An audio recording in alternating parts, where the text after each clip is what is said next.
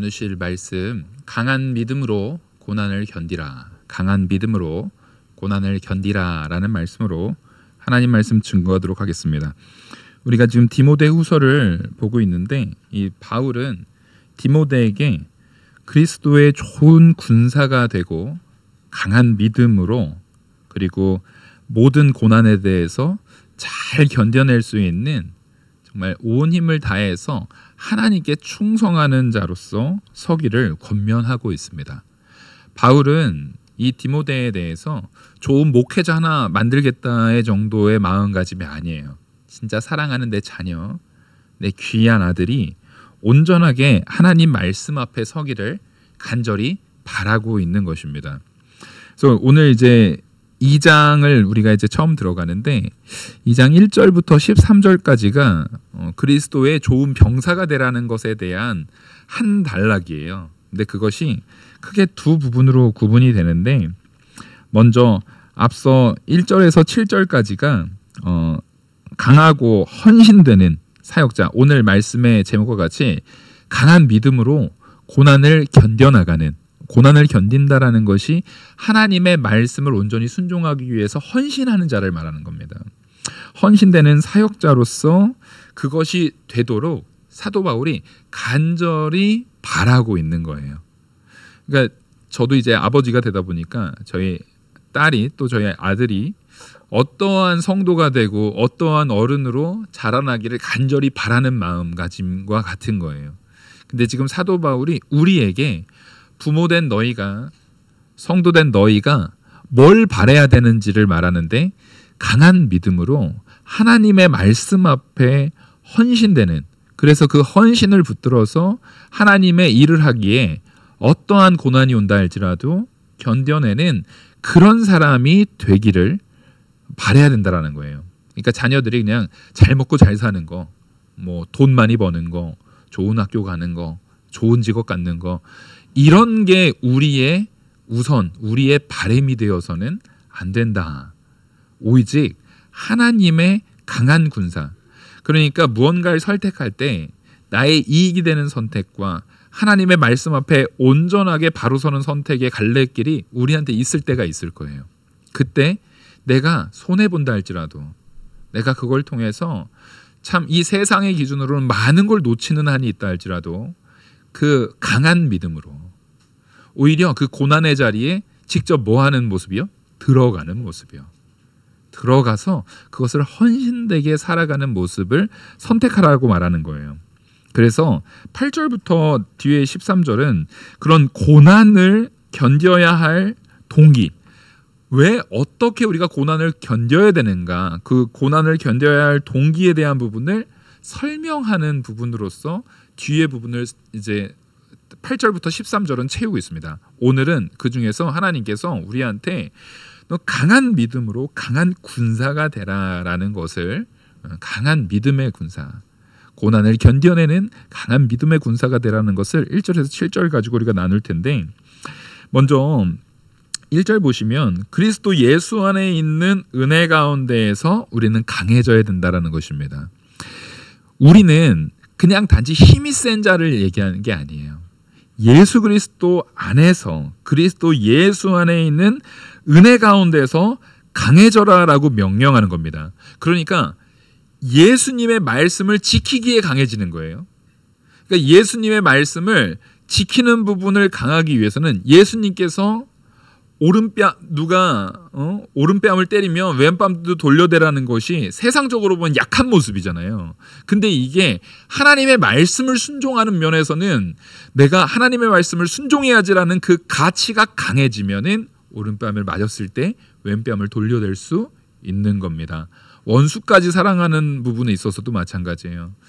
내가 원수를, 진짜 내가 원수가 앞에 있을 때 그 사람을 힘으로 압제해버리고 원수를 갚아버리고 그 사람을 내가 굴복시켜버리는 것이 세상에서는 통쾌하고 그것이 강한 거예요. 그래서 요즘에 이제 참 안타까운 게, 너무 이제 드라마 같은, 이제 영화 같은 내용, 특별히 이제 아무래도 이제 넷플릭스 같은 그런 컨텐츠가, 우리 아이들도 막 그것 좀 이렇게 좀 구독해달라고 막 하는데, 제가 안 해줘요, 넷플릭스는. 왜냐면 너무 잔인하고 너무 이렇게 잔인하는, 이게 성도로서 사실상 유익이 되지 않는 그런 컨텐츠가 많아요. 근데 그 내용이 대부분은 뭐냐면 복수예요, 복수. 이제 뭔가 어려움을 당했던 그 사람이 원수를 향해서 아주 잔인한 복수를 하는 것에 대해서 사람들이 너무 좋아하더라는 거예요. 그게 요즘 거의 모든 컨텐츠의 아주 주된 내용입니다. 여러분, 성경은 그렇지 않아요. 하나님께서 우리에게 말하는 것은 그런 복수에서 카타르시스를 느끼라는 게 아닙니다. 거기에서 기쁨을 만끽하라는 게 아니에요. 오히려 그게 세상으로는 강한 모습일 수 있어요. 근데 하나님께서 우리에게 요구하는 강함이라는 것은 뭡니까? 하나님 말씀 앞에 순종하는 강함이에요. 그래서 내가 세상적으로는 그 사람한테 통쾌한 복수를 하는 게 강한 걸 수 있어도 오히려 하나님의 강한 이끄심에 내가 매여서 원수까지 사랑하는 자리로 가는 것이야말로 진짜 성도의 참된 모습이라는 것입니다. 그래서 사도 바울은 이 디모데한테 그거를 명령으로 전하고 있는 거예요. 그래서 바울의 메시지에 있어서 또 2절에 보시면은 사도 바울이 디모데를 가리켰던 것처럼, 사도 바울이 훌륭한 스승입니다. 그래서 디모데를 아주 훌륭한 아들이요, 목회자요, 제자로 세웠어요. 근데 2절을 보시면 또 내가 많은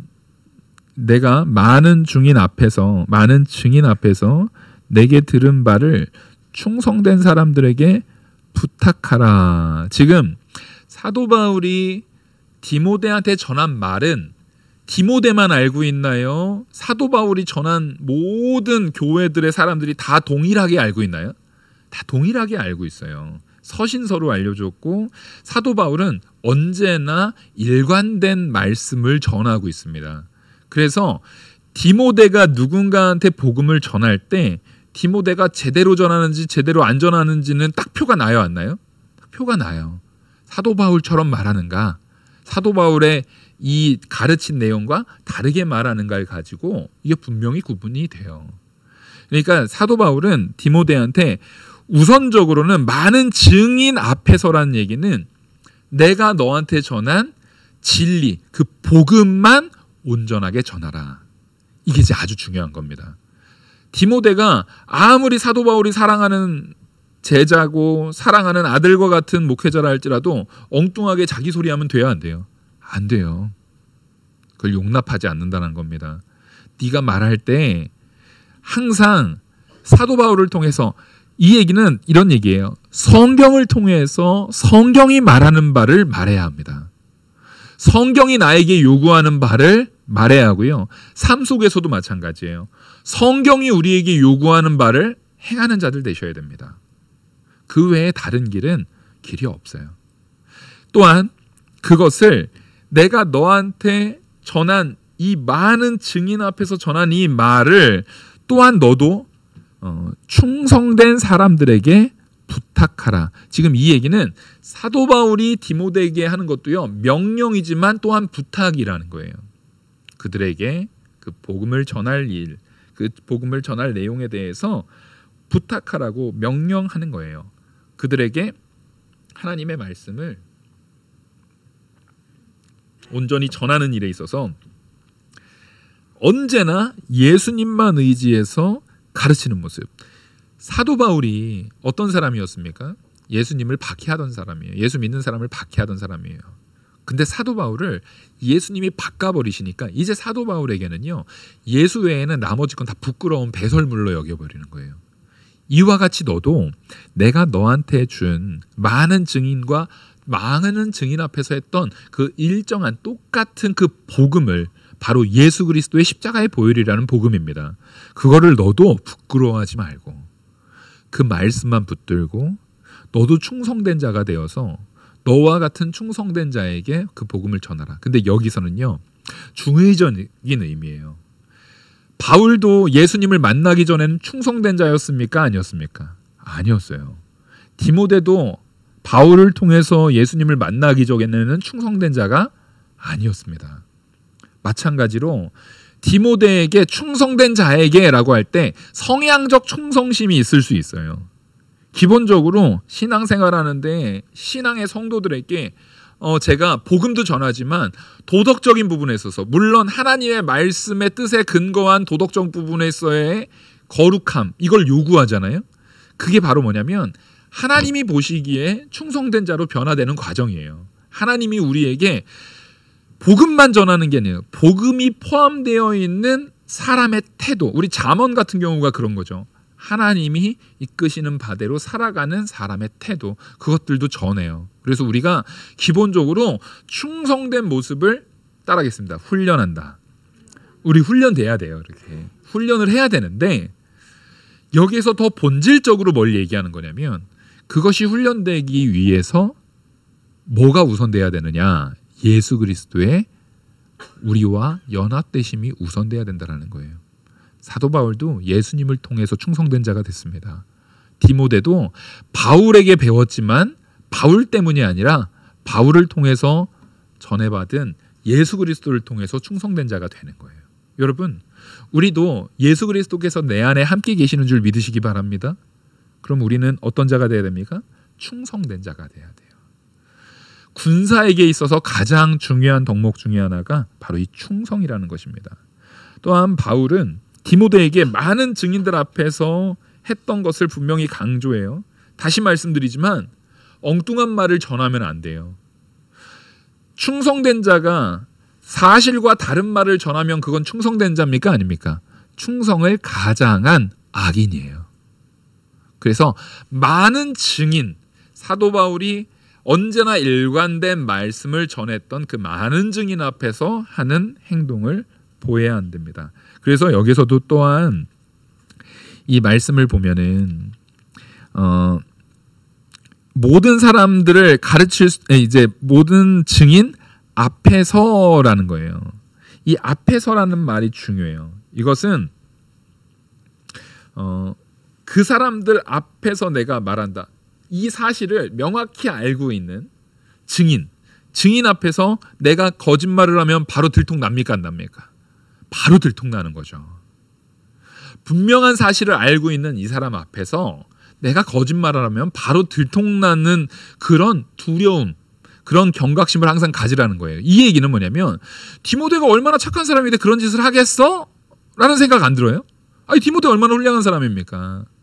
근데도 사도 바울은 그거를 그렇게 경각심을 심어주는 거예요. 무슨 얘기냐면 우리는 언제나 자기 자신을 믿어서는 안 돼요. 네가 언제나 나약하여서 죄악 가운데 놓여질 줄 알고 스스로를 쳐서 복종시키고 돌이켜 봐야 된다라는 거예요. 그래서 언제나 하나님 앞에서의 나의 행동을 하나하나 해나가야 된다는 것입니다. 그래서 디모데는 많은 증인들이 있는 자리에서 바울의 교훈을 들을 때에 절대 왜곡하지 말아야겠다라는 그런 확고한 사고방식을 이 말씀을 통해서 깨닫게 되는 겁니다. 이게 아주 중요한 거예요. 여러분, 우리도요, 내가 무언가를 말할 때 옳다 아니라 해야 됩니다. 복음을 말할 때는 더욱더 그렇고요. 일상생활에서의 언어도 우리가 그래야 합니다. 여러분, 일상생활에 거짓이 입에 붙은 사람이 복음을 전할 때만은 진실할 수 있나요? 그럴 수 없어요. 그럴 수 없는 거예요. 안에서 사는 바가지는요, 밖에서도 새는 거예요. 그래서 우리는요, 항상 일상이 누구 앞에서 진실하게 살아야 합니까? 하나님 앞에서 진실하게 살아야 합니다. 세상에서 그런 말을 해요. 아무도 보지 않는 자리에서 그 사람의 행동이 그 사람의 인격이다라고 믿지 않는 사람들도 그런 얘기를 한단 말이에요.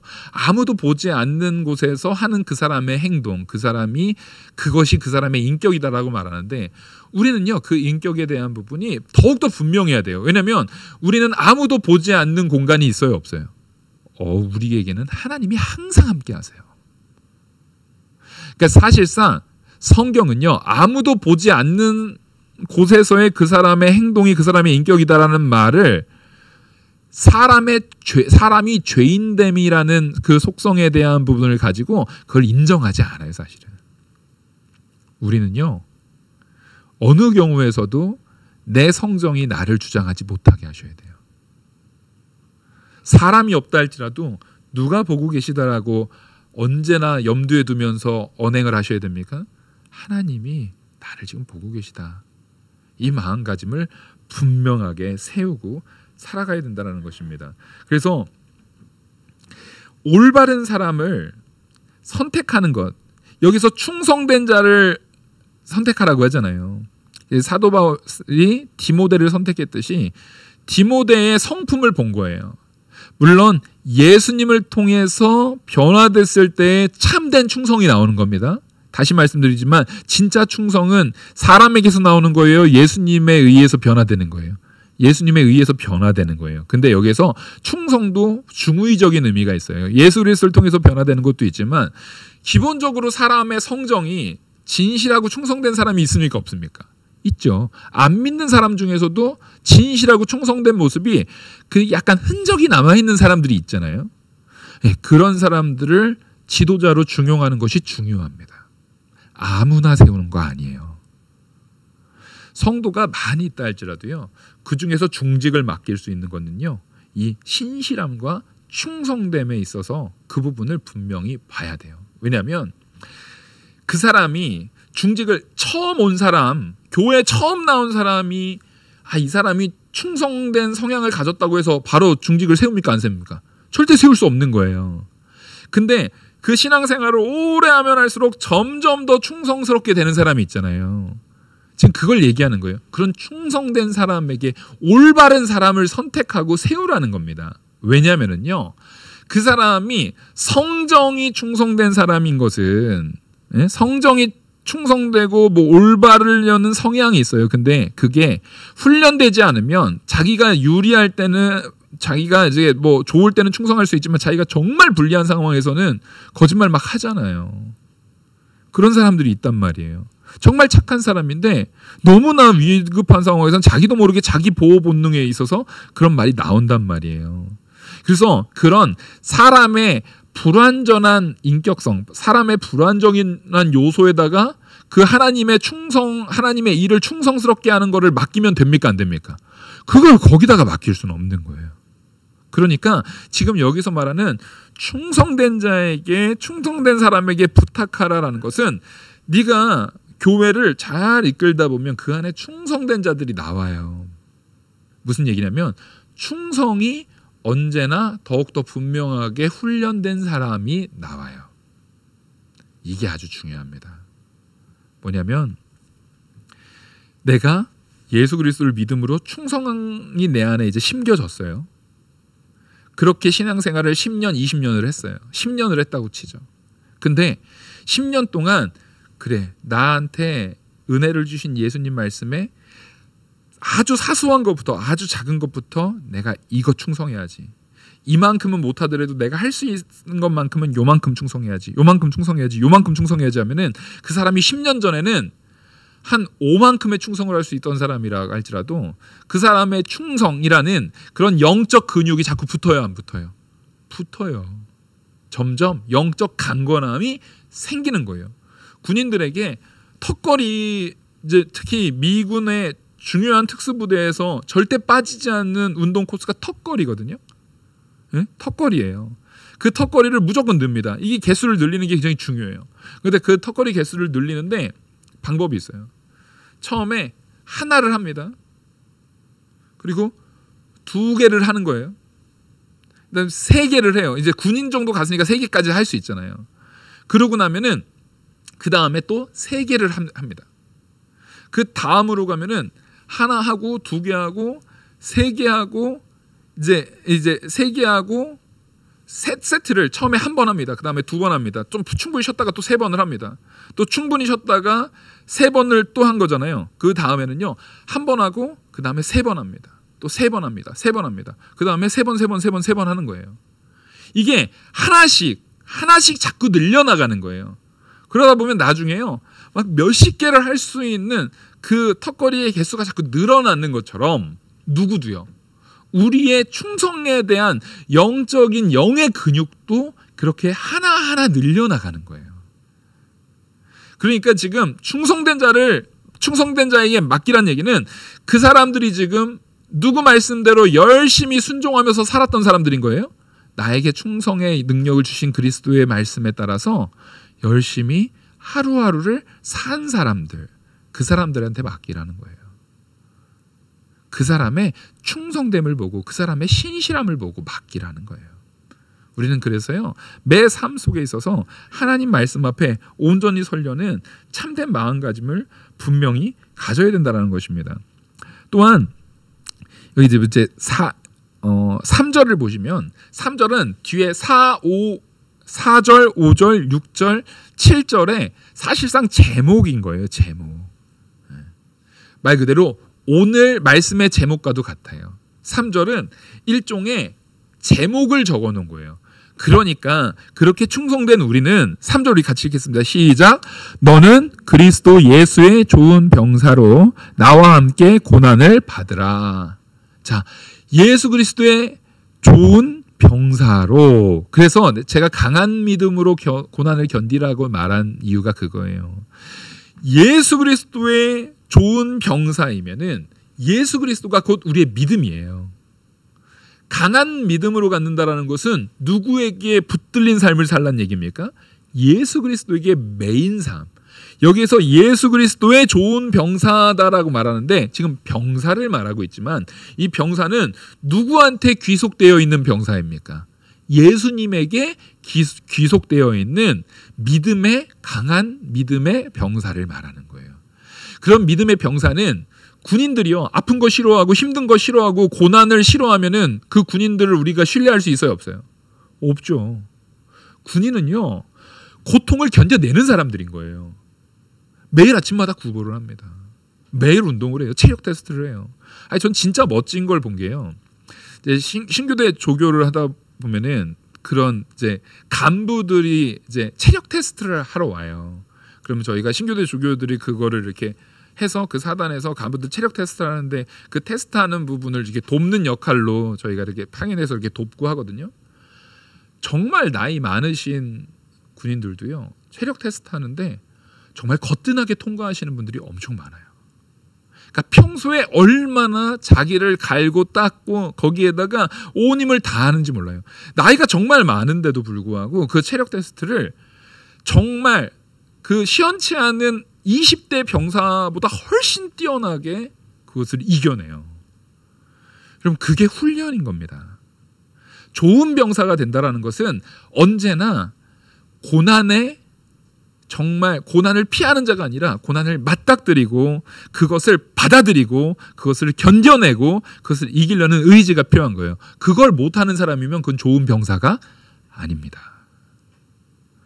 여기서 고난이 군대에서야 이제 체력 훈련 이런 거일 수 있고 정신적인 부분에 있을 수 있겠지만 그리스도의 좋은 군사라는 것은 뭐에 대한 훈련이겠습니까? 하나님의 말씀대로 얼마나 순종하는가. 하나님의 뜻대로 내가 얼마나 나를 쳐서 복종시키고 내 이익이 아니라 하나님의 영광을 위해서 사는가를 스스로 돌이켜 보라는 것입니다.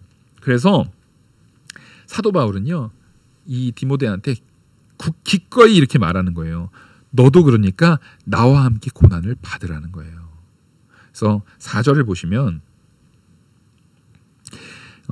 병사로 복무하는 자는 자기의 생활에 얽매이는 자가 하나도 없나니 이는 병사로 모집한 자를 기쁘게 하려 함이라. 지금 이게 중요하죠.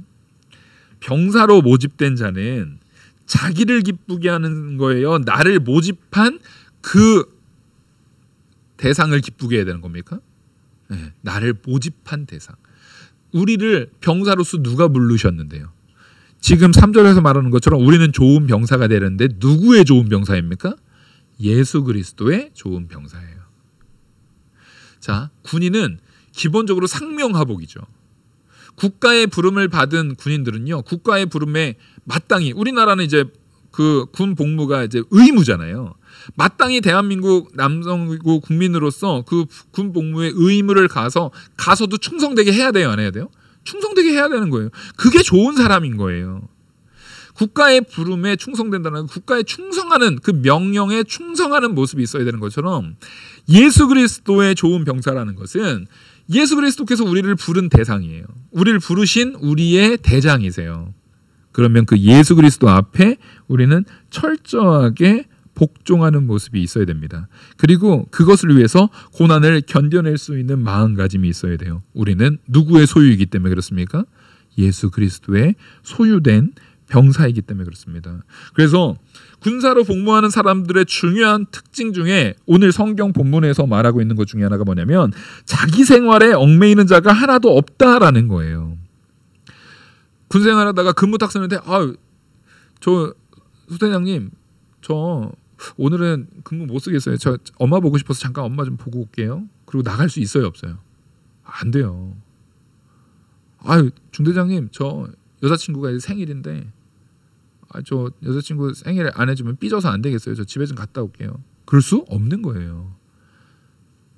자기 생활에 얽매이는 자가 아니에요. 정말 하나님의 은혜 앞에서 우리는 하나님 앞에 그 명령에 충성하는 복종하는 모습으로서 예수님이 우리의 군 사령관인 줄 알고 그 앞에 복종하는 자들로 서야 됩니다. 절대 자기의 생활에 얽매이면 안 돼요. 자기 생활에 얽매이지 않는다는 것은 누구를 더 귀히 여기는 거예요? 나를 모집한 자. 오늘 본문에서 말하는 것처럼 그런 사람은 하나도 없나니 이는 병사로 모집한 자, 우리를 병사로 불러주신 예수 그리스도를 기쁘게 하려 함이기 때문에 그래요. 그게 우리의 의무라는 거예요.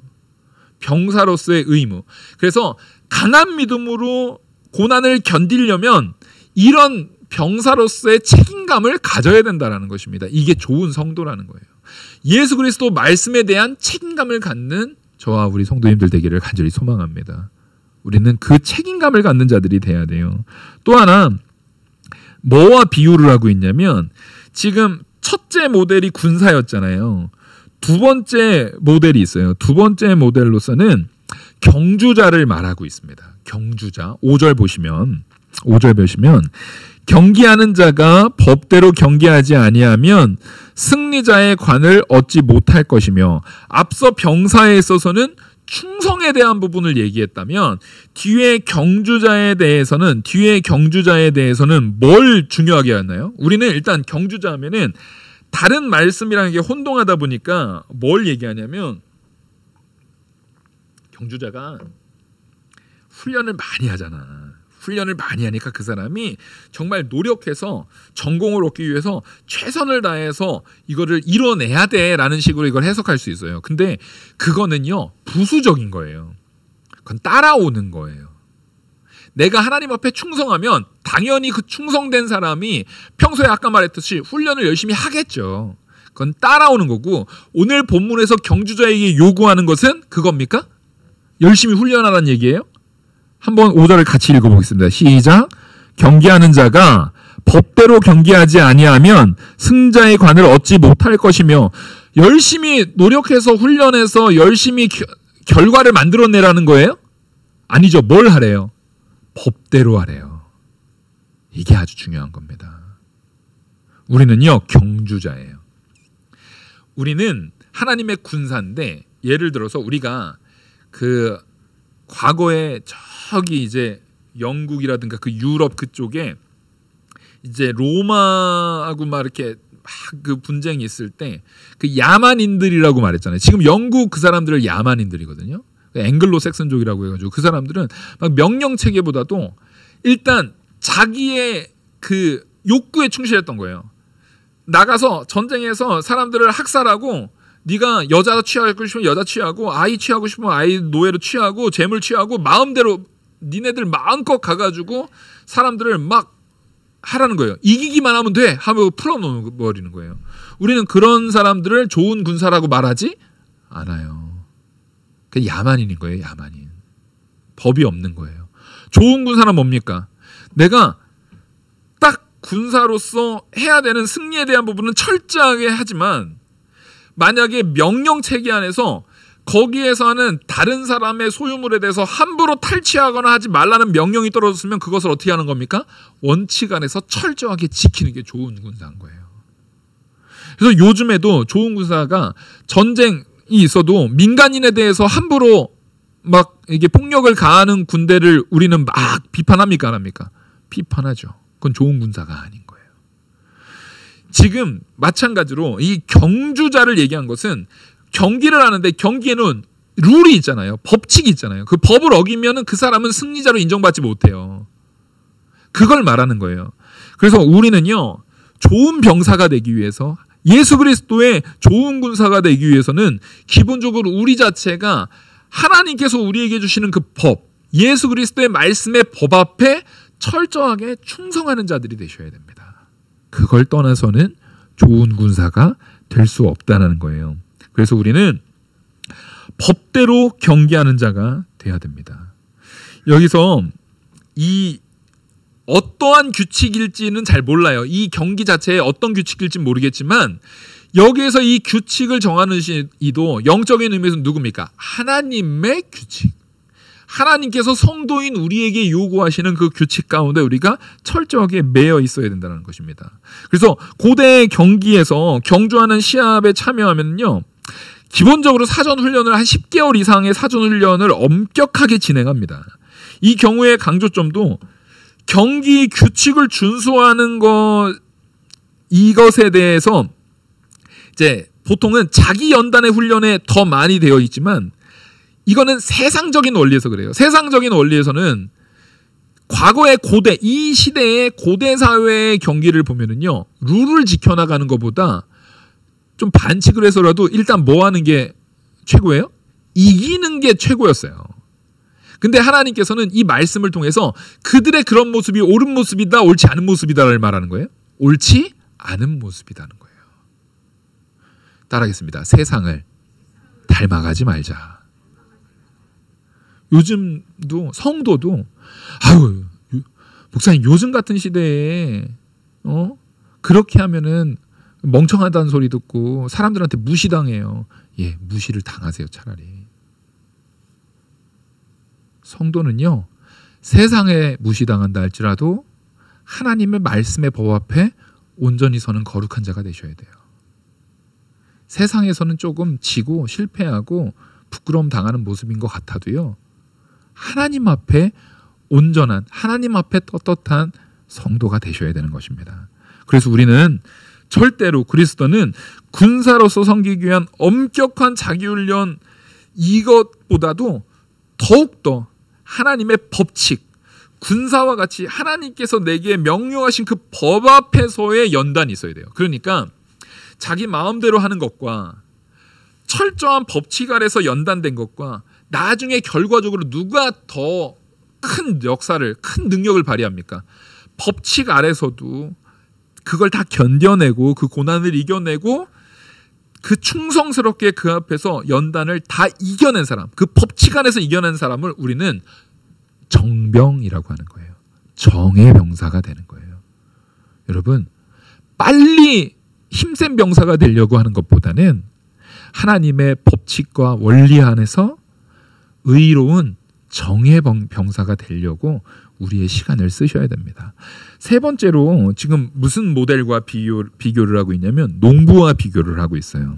그래서 6절을 보시면 수고하는 농부가 곡식을 먼저 받는 것이 마땅하니라. 지금 농부와 비교를 하고 있는데 바울은 수고하는 농부만이 추수하는 곡식을 먼저 받을 자격이 있다라고 말을 해요. 이거 고린도전서 9장에서도 말하거든요. 이제 고대 세계는요, 농부가 추수를 기다리면서 고된 노동을 하는 것을 굉장히 중요한 미덕으로 여겼습니다. 이거 아름다운 모습으로 이걸 여겼어요. 요즘에는 그냥 그 농사 그거 뭐 돈이나 돼? 자꾸만 농사보다 다른 일에 있어서 그 일 자체의 가치보다는 그게 얼마나 이익이 돼, 여기에 우리는 자꾸만 초점이 맞춰져 있잖아요. 아니, 그러지 마세요. 그 정말 악한 거예요.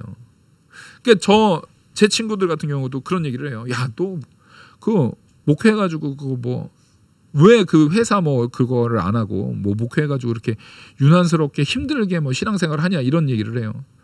그 안타까운 얘기예요. 그런 얘기를 들으면 참 안타까워요. 왜냐하면 우리의 인생을요, 자기 개인의 인생의 가치를 돈을 얼마나 받냐 안 받냐로 결정하지 마세요. 지금 내가 하고 있는 일이 다른 일보다 연봉이 작을 수는 있어요. 벌이가 적을 수는 있어요. 근데 적어도 현재 내가 하고 있는 일에 있어서 누구 보시기에 온전하게 행하셔야 합니까? 하나님 보시기에 온전하게 행해야 돼요. 예를 들어서 이런 거예요. 요즘에 우리 청년부 이제 기독교 세계관 하면서 책을 한 권 같이 강독하고 있거든요. 거기 강독을 하고 있는데 같이 보는 거예요. 거기에서 경제관에 대한 부분을 얘기를 해요. 근데 거기에 이런 비유가 나와요. 똥을 퍼요. 똥을 푸는 일이 남들이 보기에는 되게 하찮은 일이잖아요. 그러니까 우리 어렸을 때 막 그런 거 있잖아요. 놀리는 거. 이런 노래가 있죠. 누구네 아버지는 똥 퍼요. 막 이런 거 있어요. 이게 지금 존중하는 거예요? 비아냥거리는 거예요? 똥 푸는 일 자체가 비아냥거림을 당해서는 안 돼요, 여러분. 그게 미련한 짓이라는 거예요. 그게 돈벌이가 얼마 안 되고 일이 험하고 일이 냄새가 나고 지저분한 일이라 할지라도요. 오히려 뭐에 부끄러워냐면요. 똥을 푸시는 분이 똥을 잘 못 퍼요. 그럼 그게 부끄러운 거예요. 진짜 성도면 이 일을 보다 효과적으로 깔끔하게 정말 와, 저 믿는 사람이 똥을 푸니까 저 똥 푸는 것도 정말 차원이 다르게 하네 하는 그 마음이 있으셔야 돼요. 내가 무슨 일을 하든 이 일이 하나님께 영광되게 해야 되는 거예요. 성도가 하니까 다르다. 성도가 하니까 뭐가 다르다라는 그런 가치의 기준을 가지고 하셔야 돼요. 그게 진짜 중요한 거예요. 좀 덜 남기더라도 더 좋은 것, 더 값진 것, 더 가치 있는 것을 온전하게 사람들에게 제시할 수 있는 그런 훌륭한 그런 노동이 있어야 된다라는 거예요. 지금 농사에 대한 부분이 고대 사회에서는요, 그것 자체를, 노동이라는 것 자체를 굉장히 미덕으로 여겼단 말이에요. 그래서 수고를 하지 않는 농부는요, 땅을 망치고 수확을 얻지 못해요. 왜냐하면 땅을 그냥 방치시키면 거기에 잡초가 나고 엉겅퀴가 나고 완전히 땅이 배려버리는 거예요. 그러니까 수고하지 않는 농부는요, 자기만 게으를 뿐만 아니라 뭣도 망쳐요? 땅도 망치는 거예요. 땅도 망쳐버린다고요. 근데 여기서 땅이라는 의미는 이스라엘에게 있어서 땅은 누가 주신 겁니까? 하나님이 주신 거잖아요. 하나님의 기업이에요. 수고하지 않는 농부는요, 하나님이 내게 주신 기업을 뭐 하는 자예요? 망쳐버리는 자예요. 여러분 한 명 한 명에게 하나님께서 다 기업을 주신 줄 믿으시기 바랍니다. 우리는 하나님께 은혜로 받은 게 있어요. 근데 그 믿음이 있어요. 근데 그 믿음을 뭐 하지 않으면요, 수고함으로 믿음을 쓰지 않으면요, 강한 믿음을, 고난을 견디고 이겨나가면서 그 강한 믿음으로 그것을 자꾸만 써서 이것을 수고하는 그 노력이 있지 않으면요, 내가 받은 그 하나님께로부터 받은 그 은혜가요, 망가져요. 망치는 거예요. 그거는 하나님을 모욕하는 일이에요. 농부는 자신의 수고에 대한 열매를 먼저 얻는 것을 기대하면서 수고를 하는 거예요. 자, 이게 되게 중요한 게 뭐냐면, 농부가 아무리 수고를 해서 하려고 해도, 예를 들어서 바닷가 갯벌에다가 벼를 심으면 됩니까? 그건 멍청한 짓이잖아요. 우리에게 하나님께서 요구한다는 얘기는, 하나님이 우리한테 심으면 날 수 있는 토양, 그리고 그 심어놓으면 이른 비와 늦은 비를 가지고 날 수 있는 모든 여건에 대한 부분은 우리가 책임져요? 하나님이 책임져요? 하나님이 책임져 주시겠다라는 것을 확증시켜 놓으시고 나서 이걸 요구하시는 거예요, 여러분. 그러니까 하나님이 나를 보호하시고 이끄실 거라는 건 확신 안에서 내가 뭘 가져야 됩니까? 성실함을 가져야 돼요. 열심을 가져야 되는 거예요. 그래서 우리는 이 부분에 있어서 농부가 내가 추수한 거니까 내가 먼저 먹을 권리가 있다, 이걸 말하는 거 아닙니다. 내가 먹을 권리가 먼저 있어, 이걸 얘기하기보다는 우리는 말 그대로 하늘의 상급, 하나님께서 우리한테 요구하신 바가 있어요. 그럼 농부로서, 하나님의 택한 농부로서 하나님이 주신 그 토양에, 하나님이 주신 은혜의 땅 안에 하나님이 주신 그 씨앗을 가지고 하나님의 열심과 하나님의 법칙, 앞에서 말했던 그 충성과 열심과 법칙 안에서 내가 할 때 나를 이끄시고 역사하시고 기르시고 보호하시는 하나님께서 반드시, 따라하겠습니다, 나에게 상급을 주신다. 여러분, 이거 꼭 좀 믿으시기 바랍니다. 여러분들은 상급 받을 자이십니다. 우리는 그 상급을 이미 확증받은 자들이에요. 그래서 이 세 가지 은유 가운데에서 예수 그리스도의 신실한 종은 반드시 뭘 기대할 수 있는 거예요? 하나님께로부터 상급을 기대할 수 있는 거예요. 그러니까 우리는요. 나는 감히 하나님한테 뭘 받아요. 예, 맞아요. 사실은 우리는 하나님 앞에 뭘 요구하면 돼요, 안 돼요? 안 되는 게 맞아요. 모든 건 오히려 면류관 하나님한테 돌려드려야 돼요. 모든 건 하나님께서 영광 받으실 일이에요. 근데 하나님께서는 우리한테 절대 그렇게 대하시지 않아요. 오히려 내가 한 것보다 더 많이 채워주세요. 이 원리를 놓치지 말라는 거예요. 그래서 사도 바울이 지금 이 디모데한테 너 충성되게 네가 행하라. 그리고 너 다른 충성된 자도 세워서 그들에게도 복음을 전해라. 왜냐하면 네가 그거 해가지고 그 사람들이 훌륭하게 돼서가 아니야. 하나님께서 우리를 좋은 군사로, 좋은 경주자로, 좋은 농사 짓는 농부로 이렇게 역사하시듯이 하나님이 바울 자신도 그렇게 역사해서 내가 이런 상급과 이런 은혜를 누렸고 너에게도 하나님께서 그렇게 역사하셔서 네가 그걸 누릴 것뿐만 아니라 네가 세울 자들, 분명히 그 사람들이 눈에 안 찰 수도 있고 좀 부족해 보일 수도 있고 연약해 보일 수도 있어도 결국 그 사람들을 이끄시는 건 누구라고요? 하나님이시라고요. 그걸 믿으라는 겁니다. 여러분, 우리 이 믿음 가지고 내가 지금 조금 연약한 가운데 있다 할지라도요, 나를 이끄시리 우리 하나님을, 우리의 구주 예수 그리스도를, 나의 사령관 되시는 그 예수님을 의지하시길 바랍니다. 그래서 지금 있는 그 자리에서 어제 내가 요만큼밖에 못 움직였으면요, 오늘 그거보다 조금이라도 더 움직여 보려고 애쓰는 거예요. 조금이라도 더 충성돼 보려고 애쓰는 거예요. 조금이라도 더 하나님의 말씀의 법칙대로 살아보려고 애쓰는 거예요. 조금이라도 더 하나님께서 내게 주신 상급에 대해서 감사하면서 내가 충성되게 행할 때 하나님께서 분명히 나한테 이거를 걷어서 추수할 수 있는 권한을 나한테 주셨기 때문에 하나님이 주실 상급을 고대하면서 보다 더 충성하는 모습, 그렇게 조금씩 더 자라나가는 저와 우리 모든 성도님들 되기를 간절히 소망합니다. 기도하시겠습니다. 은혜와 사랑이 많으신 하나님 아버지, 오늘 바울이 디모데를 향해서 말씀하시는 이 말씀이 우리 안에 새겨지고 깨달아지고 역사하게 하여 주시옵소서. 이 모든 말씀 살아계시는 우리 주 예수 그리스도의 이름으로 기도 올리옵나이다. 아멘. 찬송가 346장